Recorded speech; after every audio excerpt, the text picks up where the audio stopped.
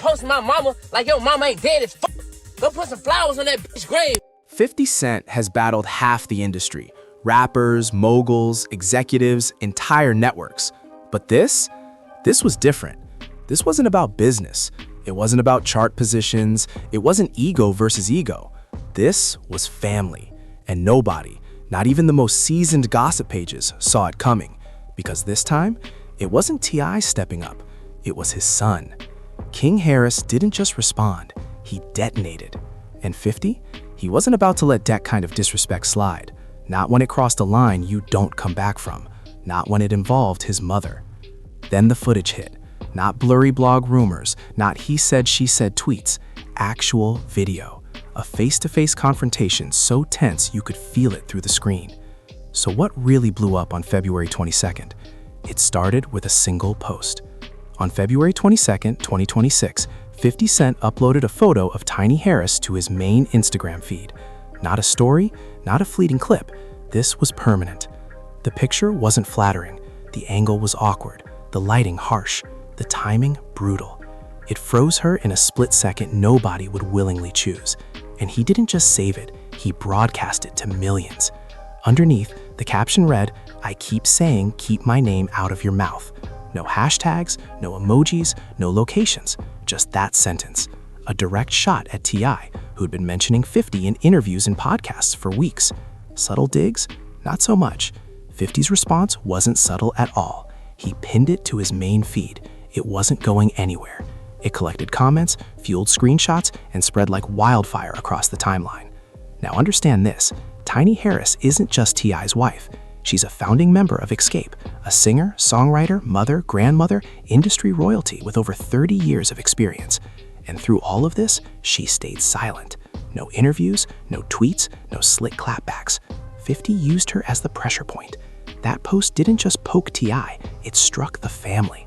Within hours, King Harris, born in 2004, raised in cameras and controversy, saw it, and he didn't hesitate. Straight to the comments section under 50's post. No paragraphs, no explanations, just one line. Where your mama? That was the warning shot. Bitch ass nigga wanna say something about my mama, your mama dead as fuck, nigga. Your mama dead as fuck, go dig her up. Go dig. He was not on any chill vibes whatsoever. King kept sliding through clip after clip, pounding the same point home with zero mercy. Post a picture of your motherfucking mama, nigga. She dead, nigga. Pay respect, nigga. Stop fucking playing with my mama, nigga. And he made it crystal clear where he stood. In King's eyes, 50 had absolutely no business posting anything about Tiny when his own mother was resting in the ground. Posting my mama like your mama ain't dead as fuck. Go put some flowers on that bitch grave. Then, King elevated Tiny, putting her on a pedestal, and made it clear to 50 that his family's respect could never be matched. Posting my mama motherfucking legend, your mama motherfucking Jay. He wrapped it up by declaring he'd bring that same energy face to face, no cap. On that do that bitch. You a hoe. I would say that shit to your face, nigga. Everything, the grave photo, the comment, the car rant, erupted within hours on the night of February 22nd, bleeding straight into the early hours of February 23rd. And that was just the son holding the line. The father hadn't said a word yet, but he was already plotting. While King's clips were racking up views by the second, T.I. wasn't typing, he was preparing. Because when you come from that era, you don't argue in comment sections, you respond on wax. While King Harris went nuclear online, T.I. was operating on a different plane entirely, the studio, the battlefield he actually respects. Late on February 22nd, stretching into February 23rd, he previewed a brand new track on Instagram. Just 30 to 60 seconds, but that was all it took. The production came from DJ Tump, the same mastermind behind hits like What You Know and Bring 'Em Out. Heavy 808s, dark tones, trap drums snapping like warning shots. The beat didn't just hit, it marched. It sounded like someone strapping on armor, and that was exactly the point. The caption read, "Oh, you want war? We're on that." Had to write one this time. There was even a duck emoji tucked in there. Subtle? Maybe, but not really. T.I. had already been calling 50 a duck in comment sections, so this wasn't random. It was layered, intentional. Once bloggers got the snippet, the breakdown started immediately. Bar by bar, line by line. T.I. wasn't just swinging, he was dissecting. He framed 50 as a keyboard gladiator, all thumbs, no pull-up, a man who thrives behind a screen but rarely steps into rooms without cameras and control. Then came the line that had everyone rewinding, streets to suburbs. Small man in a big shell. Not clever wordplay. This was a body shot. T.I. reduced 50's larger-than-life persona to a costume, a massive exterior hiding something smaller underneath, image over substance. Then he pivoted, accusing 50 of selective aggression, suggesting his smoke only ever rises towards black artists, while corporate execs and industry gatekeepers go untouched. That angle changed the entire conversation. Now, this wasn't just beef, it was hypocrisy on display. Then, T.I. circled back to the heart of the whole feud, legacy. He reminded 50 that they came from the same era, the same generation, the same trophies, the same tier. You ain't above nobody. That was the undertone. And when he brought up the Verzoos that never happened, it hit like a receipt slapped on the table. T.I. was implying that 50 ducked the moment that would have forced a real comparison. Then came what reaction channels called the coldest part of the preview. T.I. ran through 50's resume and stamped it mid. Talent mid, looks mid, relevance mid, movement mid. No subtlety, surgical humiliation. And then the haymaker, the DMX comparison. T.I. suggested 50 was packaged and marketed into the same gritty, street-hardened lane once owned by DMX, but without the depth, the scars, the spiritual weight that made it authentic. All costume, no core. That line alone set timelines ablaze with debate.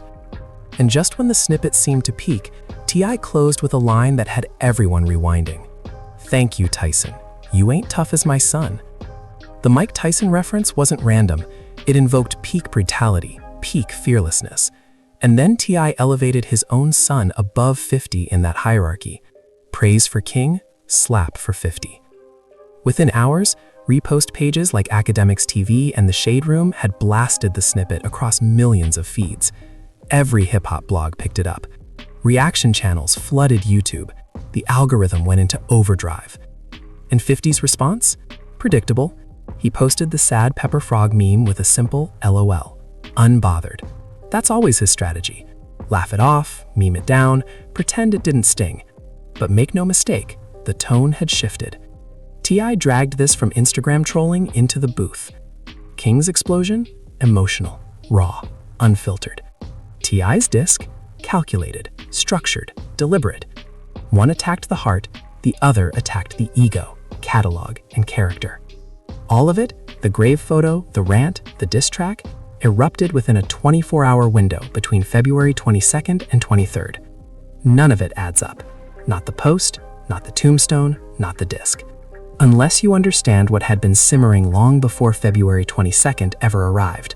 Because this didn't start overnight. It started with a conversation. And like most hip-hop wars, it started with pride. To really understand why 50 Cent hit upload on that tiny photo, and why King Harris answered with a headstone, you have to rewind to the Braz talks. That's where the smoke was born. Years earlier in Los Angeles, according to T.I., he and 50 were moving in the same circles. Meetings, television deals, film conversations. Two moguls from the same era, expanding empires beyond music. They weren't enemies then. They were building. Somewhere in those conversations, Verzoos came up, the cultural phenomenon that would later have legends standing across from each other, battling catalog for catalog.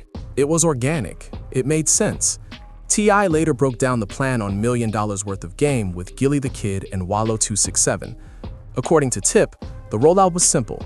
He'd issue the public challenge first, get the blogs buzzing, stir the culture, then 50 would step in and co-sign it. Momentum secured. Nothing complicated, never happened. Play confused, play detached, like there was no handshake, no agreement, no plan. That's when it shifted. Now it wasn't about a Verzoos battle falling through, it was about a man's word. T.I. felt looked in the eye, given a nod of respect, and then left hanging when the cameras turned on. In his mind, that wasn't strategy, that was betrayal. And once he said it publicly, the dynamic changed forever. He wasn't just criticizing a missed opportunity, he was questioning 50's integrity. In hip-hop, once respect evaporates, the heat rises fast. It stops being about streams. It becomes about ego, reputation, and who folds first. And 50's response? Classic 50. Short, petty, surgical. He flooded Instagram with "keep my name out of your mouth," usually followed by a shrug emoji, like he couldn't even be bothered to type a paragraph. Then he escalated. He started using the phrase "king rat" in street language, definitely not playful. That's nuclear. He was implying snitch. T.I. didn't let that slide. He fired back in the comments, accusing 50 of playing with his name when, in his words, only one of them had real paperwork floating around. He dared him to get in the box, step into the Verzeus ring, or stop talking and lose his respect. Fuck and duck. The energy wasn't subtle. For weeks, it had been subshots and character assassination, snitch allegations, pull-up challenges, ego versus ego, circling each other online. And then 50 dragged Tiny into it. The second that happened, this stopped being a Cold War. You can insult a man, but once you touch his family, the rules change. That's why King's response hit different.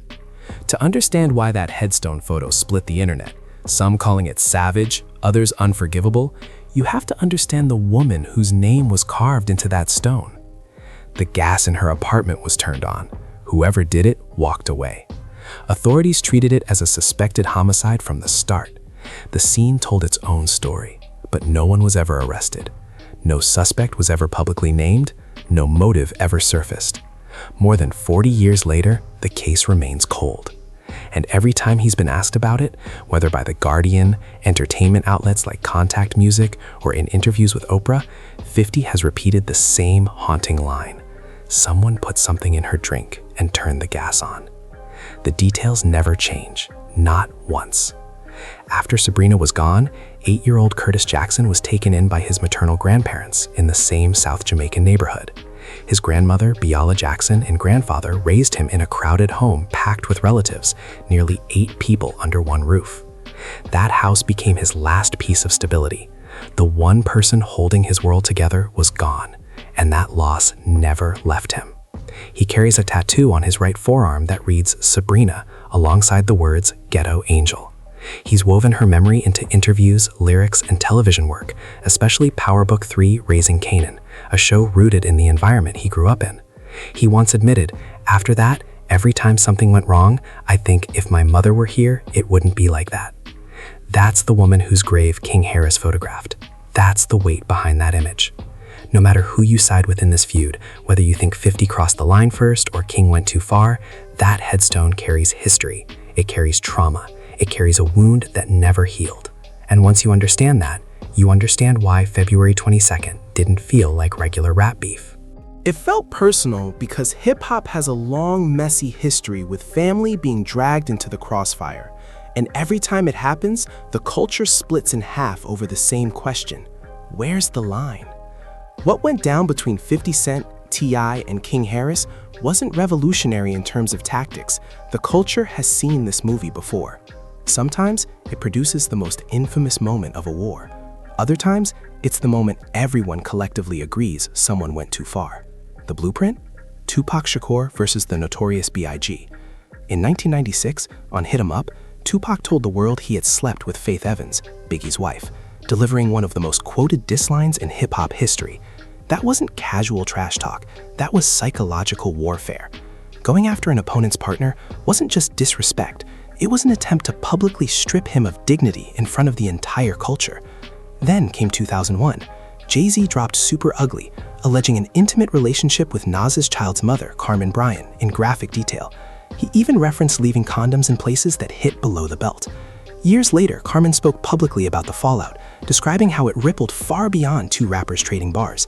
Once family enters the frame, it's never just about lyrics. It's about humiliation, legacy, and children who didn't sign up for any of it.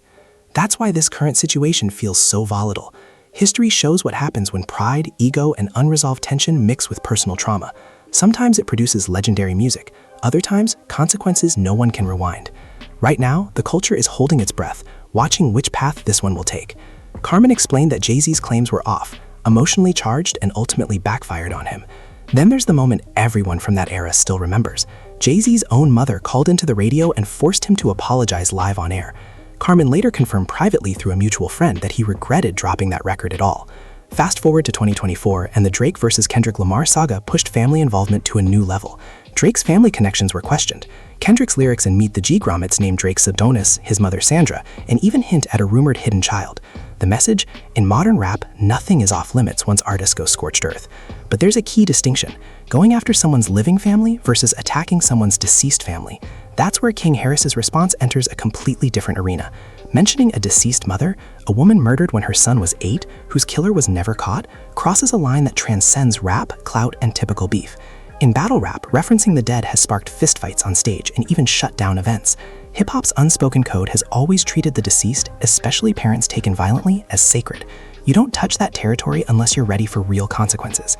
Did 50 Cent ignite all of this by posting Tiny? Absolutely. Many watching agreed. One YouTuber broke it down plainly, pointing out Tiny should never have been dragged into the mix. She wasn't appearing on podcasts, commenting online, or calling anyone out. She was just living her life, wife, mother, grandmother, while 50 used her as a pawn in a chess game with her husband. And her 21-year-old son, raised in the era of online beef and dissing the dead, responded exactly like someone from his generation and environment would. Some believe T.I. might pull King aside privately, reprimanding him for going as far as he did with the Gray photo. Others think T.I. essentially greenlit it by going straight to the studio and dropping a diss track instead of trying to cool things down. Either way, the facts remain. This entire escalation traces back to one Versus conversation, a discussion meant to celebrate legendary catalogs and give fans an unforgettable show. Instead, it spiraled into a dead woman's grave on Instagram, a family embroiled in war with one of the industry's most powerful figures, and a diss track-tailed war that might just be the opening shot of something much larger. 50 Cent will likely keep posting memes, acting unbothered. T.I. may release the full war track across streaming platforms. King Harris might continue sliding into comments and Instagram stories, but by now, the damage is already done. No Versus battle, no matter how historic the catalogs, is worth the chaos this has unleashed. Drop your take in the comments. Thanks for watching, and if you enjoyed this video, click one of the boxes playing on your screen to watch more content like it.